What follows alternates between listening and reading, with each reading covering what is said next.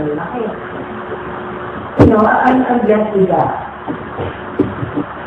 Pero kulang ko ng family, kulang ko ng Lord. I have to sacrifice something. Pero, dito kong patunayan sa kanya, totoo yung meaning ko na kaya kong iwanan naman. Kaya sa kanya, para sa kanya.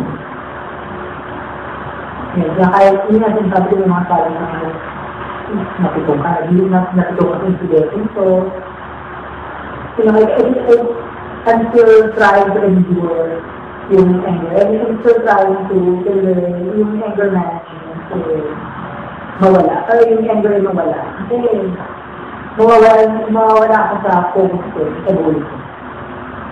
So, yun yung priority mo, ang sa Christian, leader. Yun yung number one, yung put that for you. Yes. Sinabi dito na paano mo doon may priority God, diba? Sabi nga dito na kung paano mo may priority si God. Isa daw dito yun na yung Bible study, yan. Hindi mo alam na napapriority mo si God dito sa ito, diba? Sa every Wednesday natin na prayer meeting, diba? Ito na yung sinasabi na ito yung mga dapat ito yung dapat mong gawin para may mga priority sila. Lahat ng gagawin mo. Yun. Hindi lang prayer meeting, yung mga Bible study Sunday. Diba? Yun yung pag-pray natin. Diba? Yung meditation natin. Yun yan, devotion. Yun yung way na para may priority natin si God. Yung mga dapat gawin natin. Yun. Hindi Brian, siguro siya, di ba, kung talagang prioritize God, di ba? Yun yung sabi niya, yun yung sabi mo, wait, na paano may pray, or kung sabi, napaprioritize si God, di ba? So, yeah, mighty church, Joseph sa, people, sobrang yung time din, diba? Diba? Hindi yung gawin ko na ako yung church service ko, yung kasi naman, you will do something for the Lord. Kasi, di ba ganun sa ako, sa mga ito, ganun yun, kung naglalang na, ganun na, diba? Merong input at output. So, input mo na yung tinero, ang output, yung pag-gawin mo sa panahon, but it's really important to do those things kasi kung naisip mo lang, kulang kasi hindi mo, diba? So, naisip mo lang, naisip mo lang kulang. Pero hindi sinasabi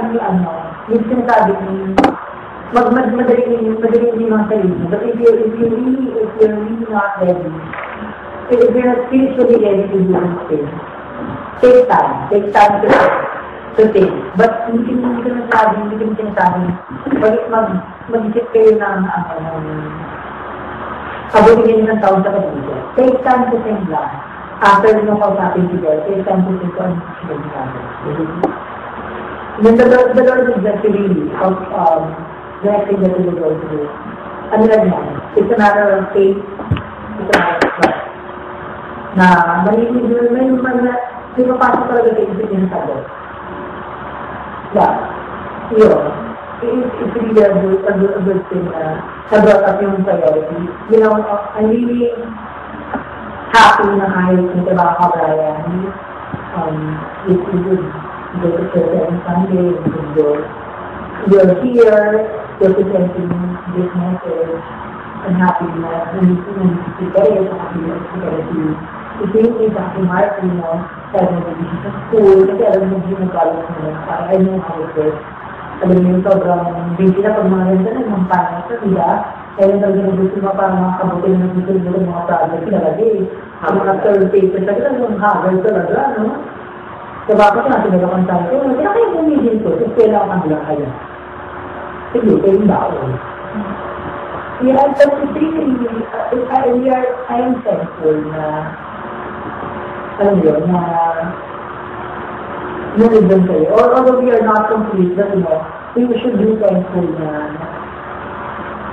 nandito pa din tayo, natuloy natin ang kayo nila. And we're discussing God, and we're doing devotion for our Lord. This worship, sa kanya kasi, pinag-isapan natin sa, we're talking about what to do for me.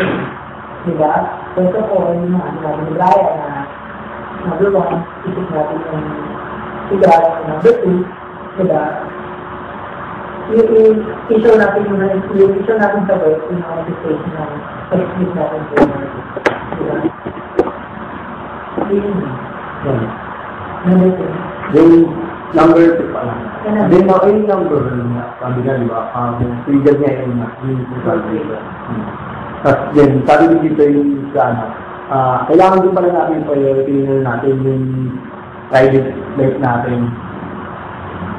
Kasi, di ba nga tayo, minsan din natin napapansin yung sarili natin, sobrang priority natin yung trabaho natin, yung high school, di ba, sigal, parang wala na ulit tayo, parang wala na. Hindi natin, sarili natin, hindi natin nakikita kung maayos pa ba tayo, di ba? Hindi yun, parang yun lang, yung work tayo kami pag hindi tayo maayos. Parang dito, pinapakita naman dito na kailangan din natin pala yung priority yun.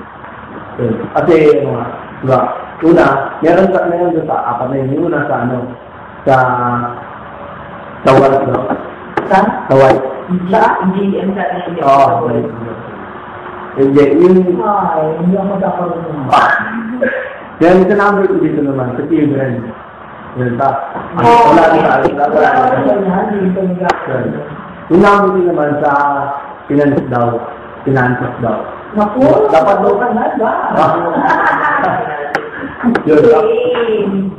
Dapat daw pinapayaw natin yun. Kasi nga, di ba, sabi nga, di ba, dun sa, Maslow,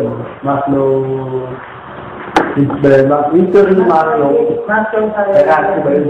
Yun, di ba? Hierarchy, di ba? Yun nga, di ba, parang, mas malaki yung, parang, may triangle kasi yun eh. May 5 points yata. May 5 points yun na parang yung needs natin ng mga tao. Yung pinaka-nasa ba, yung periodical. Yung number 1, yung food, yung shelter, yung parang napakalaking sila ng kailangan ng tao. Tapos yung dulo, yung nasa number 5, yung pinakamalit na part yung self-actualization. Yung diba parang, ikaw na yun, talagang lahat ng doon na sa number 5, yung pinakakailangan talaga natin. Diba yun nga? Yun, yung pinakailangan, parang hindi din sa ilalim, parang kailangan din natin yun. Kaya diba, physically, ito yung parang binagamit natin yung pangalan, di ba? Binagamit natin dito. Para makakay, makabili, di ba? Parang kailangan talaga ng pera para mabuhay din. Mami! Pero yung sa priority sabi mo, parang inulang mo si God, before yung sabi mo, sumunod mo sa sarili niyo ba? Oo. And then, parang for me, yung pag-acquire, yung sa first priority mo, diba? Yung acquire knowledge na sinisigal. Kaya, nag-search ka, nag-sabihin ka yung priority mo, diba? Second yun, pagdating sa self, ina-expression mo. Yun yung paano mo ilalabas na ngayon sa iba, kung ano yung acquire nila sa unang priority mo. So, lagay rin sa wife, or palta natin yung wife, closest friend mo, diba? Or family members mo. So, you have to express ano yung na-acquire mo. So, sa first, sumunod, children. Yung children mo, pwede yung friend yun, diba? Friend or office mate, classmate, yun na yun. Circle of friends mo, ano nun yun. Kasi yung pangatlo, siguro yung samari yung sinasabi, yung mahal person. Diba? Kasi hindi naman lahat tayo may pera pa eh. Hindi naman tayo lahat. Paano mo, ina-acquire mo sa first, doon sa resources mo sa man, may isang sa man. Diba? So, prioritize, paano mo, alam mo yun? Okay, paano ba expression ng sa level nila? Kasi hindi pa sila nagdaan